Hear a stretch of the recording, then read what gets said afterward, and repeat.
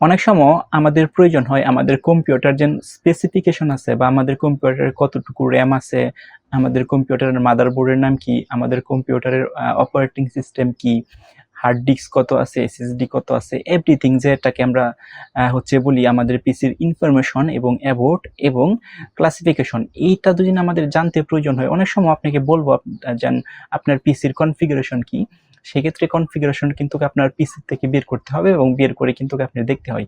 So অনেকেই চাই যেন আপনার কনফিগারেশনটা দেখতে, বা আপনি চাচ্ছেন যেন আপনার পিসির কনফিগারেশনটা কি, আপনার পিসিটা কি শক্তিশালী না নর্মাল, অর্থাৎ আপনার পিসির মধ্যে কি কি কম্পোনেন্ট আছে, কি র্যাম আছে, কি হার্ড ডিস্ক আছে, কি এসএসডি আছে, কি মাদারবোর্ড আছে এবং অপারেটিং সিস্টেম কি চলতেছে, এভরিথিং যদি আপনার পিসির সব কিছু ডিটেলস দেখতে চান, সেক্ষেত্রে সেটা কেমনে করবেন। সো সেটা করার জন্য আপনার অনেকগুলো প্রসেস আছে, 3টা প্রসেস আছে। এই 3টা প্রসেসে কিন্তু আপনি এই বিষয়টা দেখতে পারবেন। আজকে 3টা প্রসেস আমি আপনাদেরকে দেখাবো।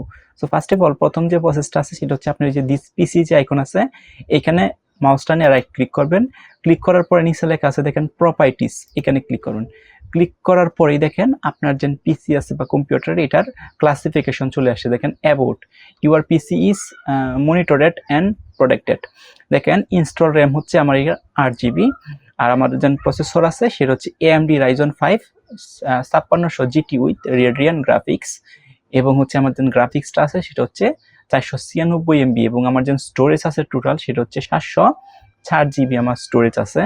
704 GB স্টোরেজের মধ্যে আমার 32 GB অলরেডি ইউজ হইতেছে। ওকে, সো এই যে দেখেন আমার যে র্যাম আছে, র্যামের যে স্পিড আছে সেটাও কিন্তু দেওয়া আছে 2600 MHz, এবং হচ্ছে প্রসেসর যেন আছে, প্রসেসরের হচ্ছে গিগাহার্টসও দেওয়া আছে, এবং AMD Radeon TM graphics. So এই দেখেন ক্লাসিফিকেশন দেখতে পাচ্ছেন।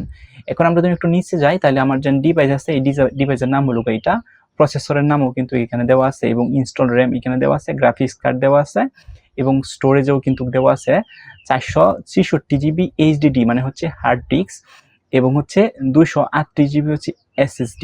ওকে, এবং এখানে দেখেন ডিভাইস আইডি দেওয়া আছে, এবং এখানে আরো কিছু ইনফরমেশন দেওয়া আছে। এখানে দেখেন উইন্ডোজ স্পেসিফিকেশন, অর্থাৎ আপনার যে উইন্ডোজটা আছে এটা কি উইন্ডোজে দেওয়া আছে, যেখানে এডিশন উইন্ডোজ 10 দেওয়া আছে, উইন্ডোজ 10 প্রো, এবং হচ্ছে আর ভার্সনও দেওয়া আছে, ইনস্টল কত তারিখ করা হয়েছিল, এবং OS building, everything is here, অর্থাৎ সব কিছুই কিন্তু আপনার এখানে শো করতেছে।